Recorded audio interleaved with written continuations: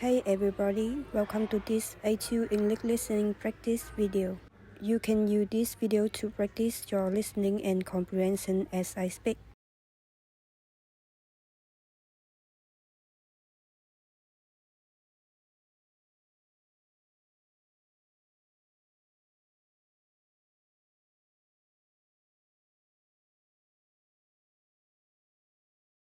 Okay, today we're going to talk about name. This is a fun topic to talk about, especially with people come from different countries. There's many different types of naming customs around the world.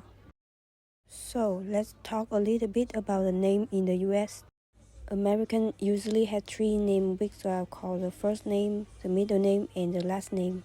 When people get married, the wife usually take her husband's last name, and then if they have a kid, their children take her father's last name. One thing I want to note is that there are tons of different names in the US. Obviously, every country has a wide variety of names, but it seems like in the US, there are even more names.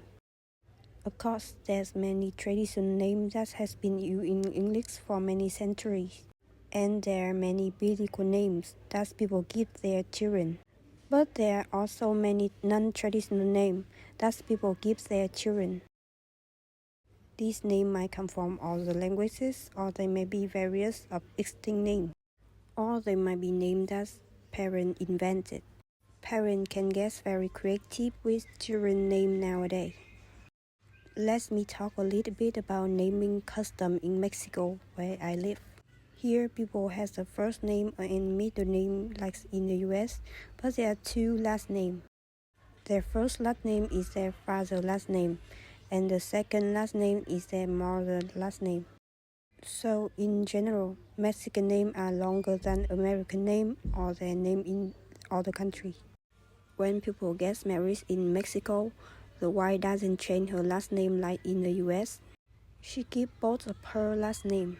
And then if they have children, their children take their father's first last name and their mother's first last name.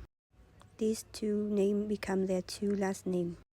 So as you can see, the naming customs are pretty different in these two countries. And in other countries around the world, the naming custom might be completely different from Mexico or the US.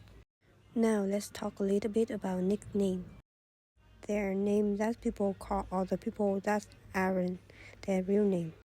There are certain names in different languages that have accompanying nickname.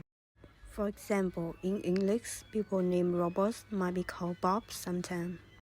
And people named Matthew might be called Matt. And people named William might be called Bill.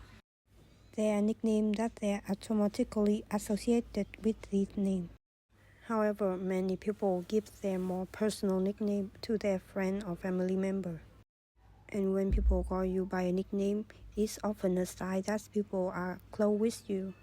They feel more comfortable with you, so they can feel like they can call you by a nickname.